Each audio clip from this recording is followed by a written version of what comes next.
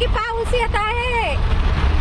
खूप छान पावसामध्ये शेताकडून घरी जात आहोत तर खूप छान असा पाऊस येत आहे आणि असं रमणीय वातावरण पावसाचं दिसत आहे.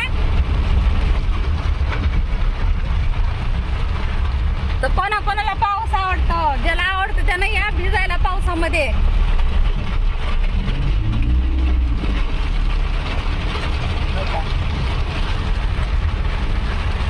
खूप जोरात पाऊस आला आहे. आता